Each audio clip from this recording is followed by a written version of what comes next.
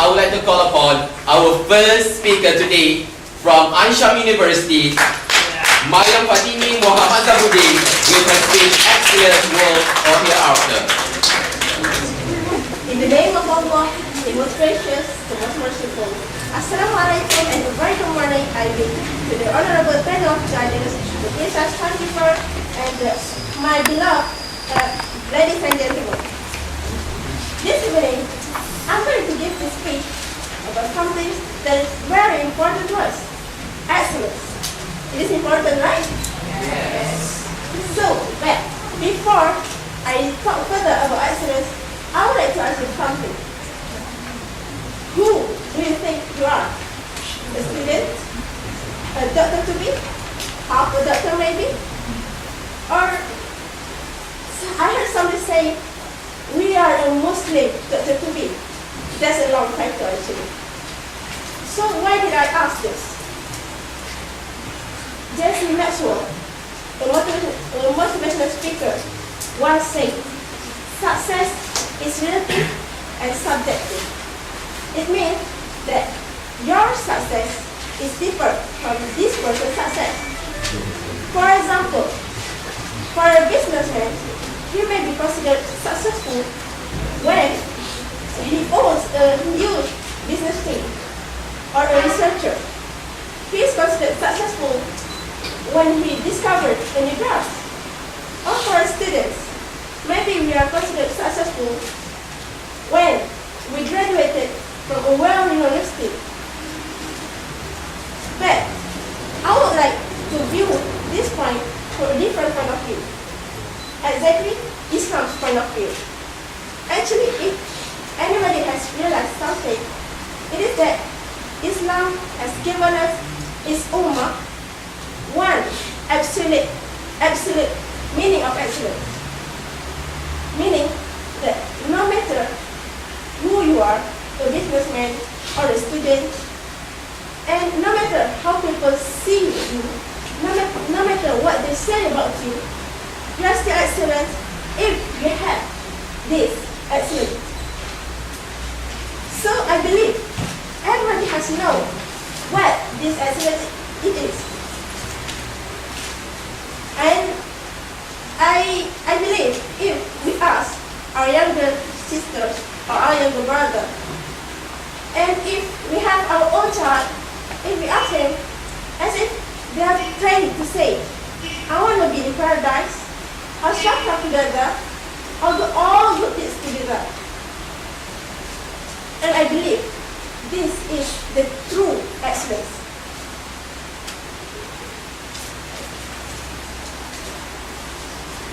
So, ladies and gentlemen, now you can see what I'm trying to say about excellence.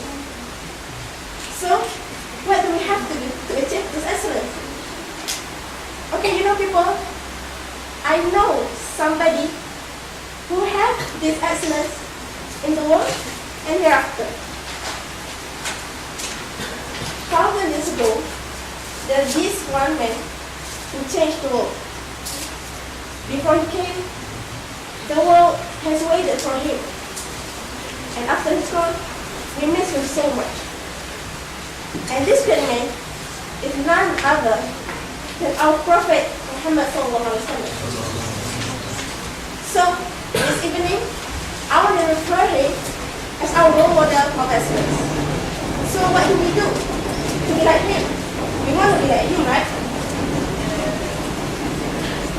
Firstly, in our heart, we must realize that we are no other than a slave of God. He is the one who owns everything in this world. And remember, when we forget this, when we forget that we are a slave of Allah, when we feel successful, when we achieve success, we tend to think that our success is solely for our struggle. So when this happens, when somebody is success, but he forget that he's Allah's slave, they will fail to share their success.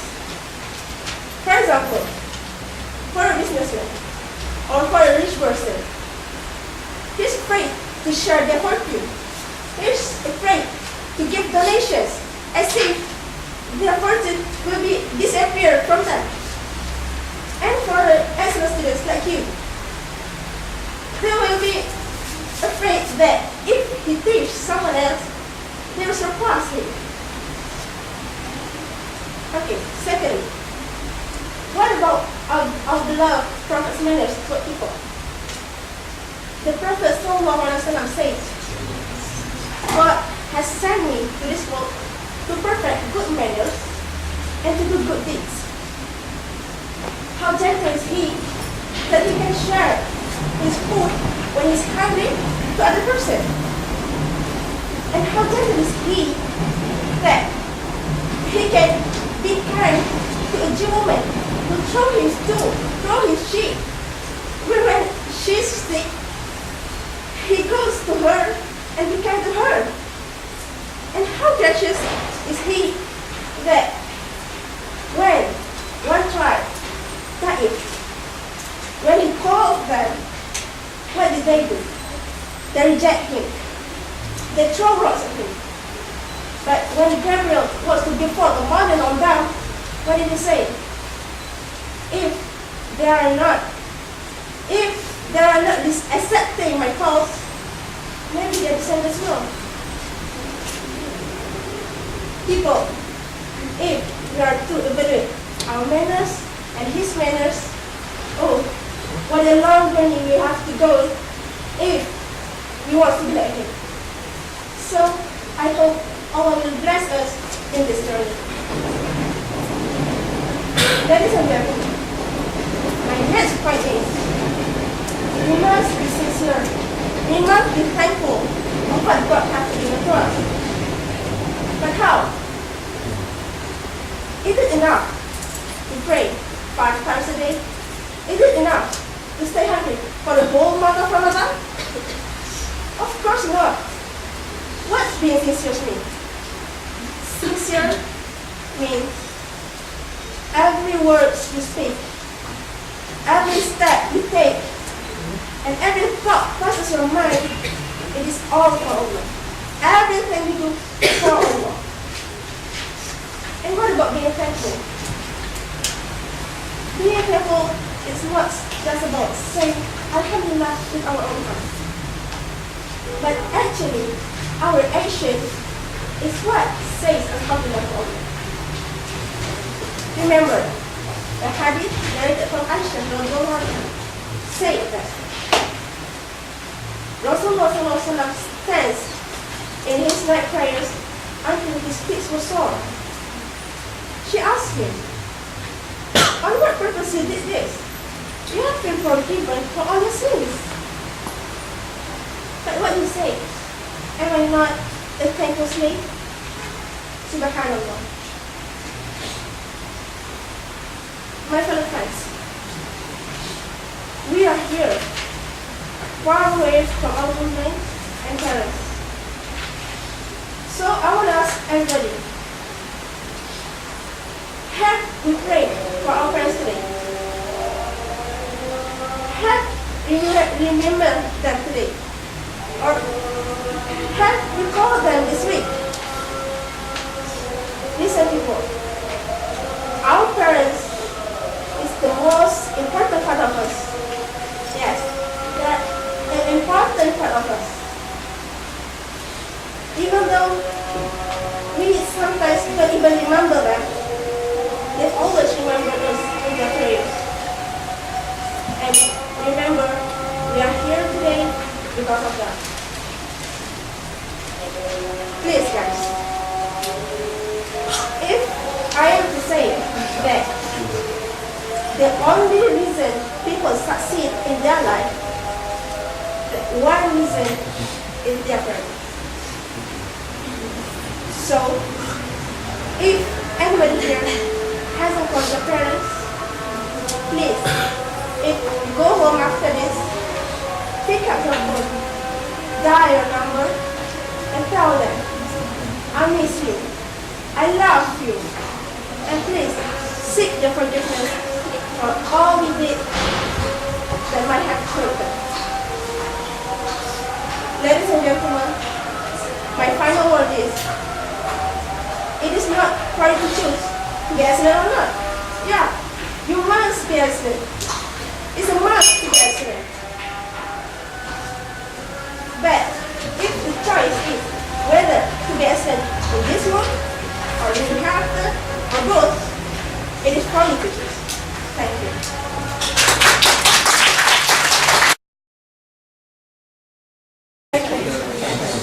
In the name of Allah, the most gracious, the most merciful.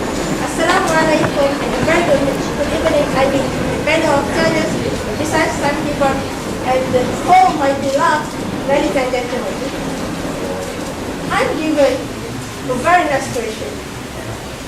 If I'm given the time machine, where will I go and what? Ladies and gentlemen, time machine. Oh, I really hope to have one. So, what era will I choose? If I'm really given one, I will choose era of Khalifah Umar Abdul Aziz. You know it? You know that? Yes. Okay. Why would I choose it? Khalifah, the era of Khalifah Umar Abdul Aziz. You know, everything, everyone there was given with serenity.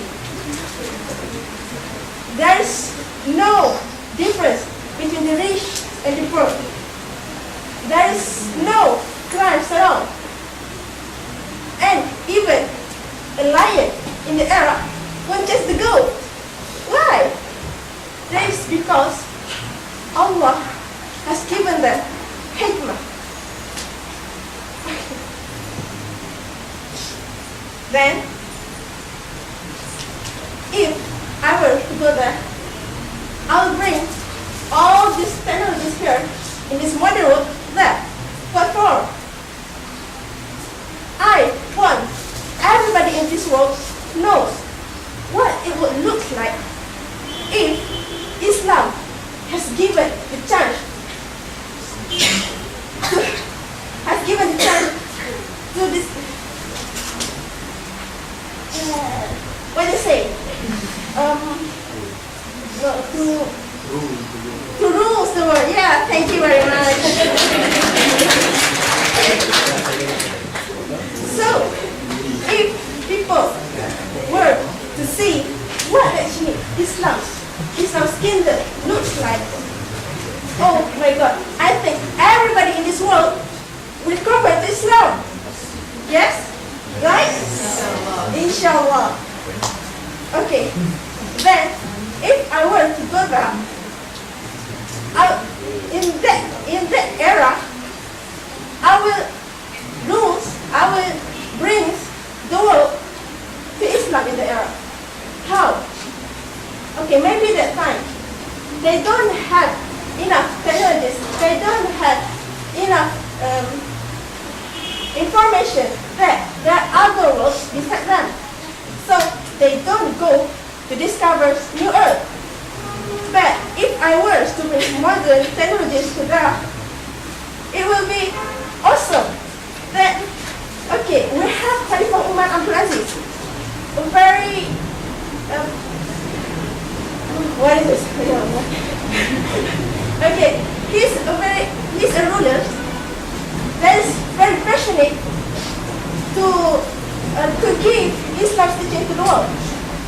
So, if the modern technologies right now were present there, I think in that time Islam has covered all the worlds, all the earth. What else?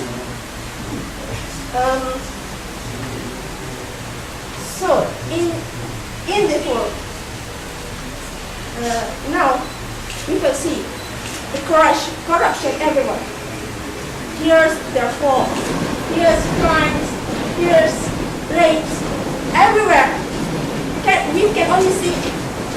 All you can only see is just a facade. What is facade in English? Anybody knows? Oh, distraction. Distraction.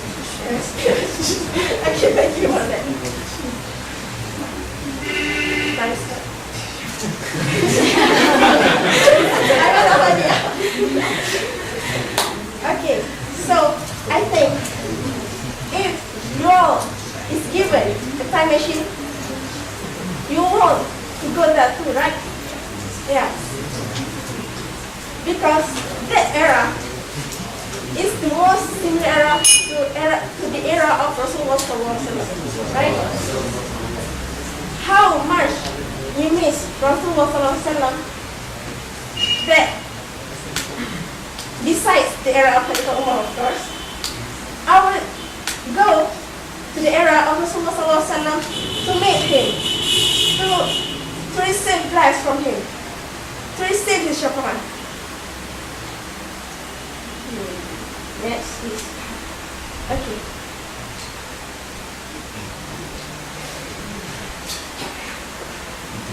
Okay, people. But that is if we were given time machine. But we don't have time machine right now, right?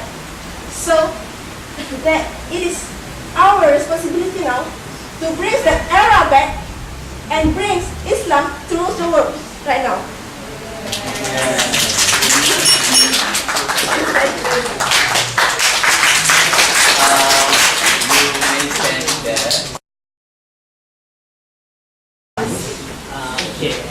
First of all, your prepared speech.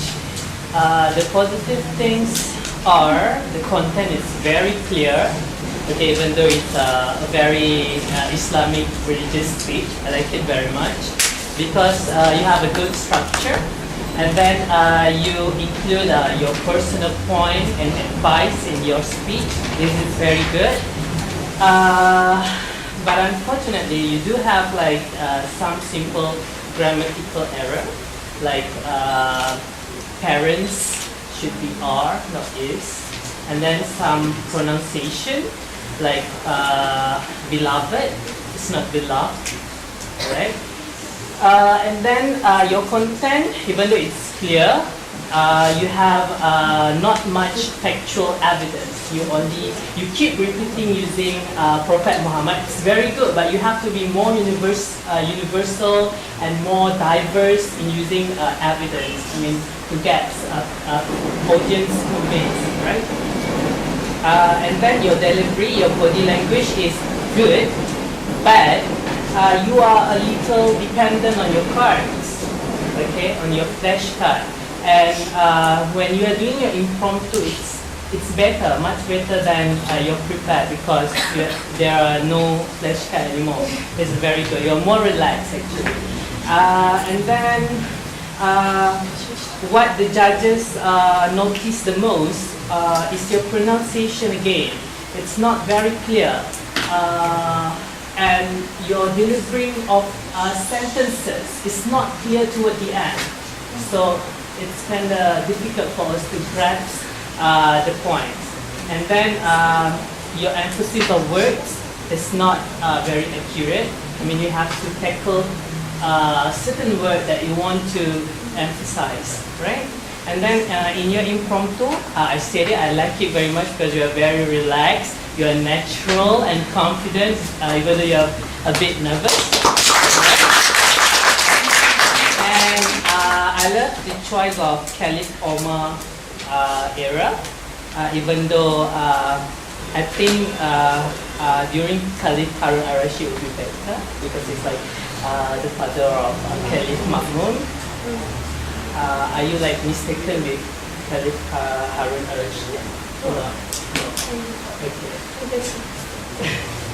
Aaron the righteous. Okay. And then you should like translate the Arabic word into English. Like the word hikmah is wisdom or righteous in English. And then I like that your points are clearly stated with good elaboration. It's just that not much evidence. It's very important.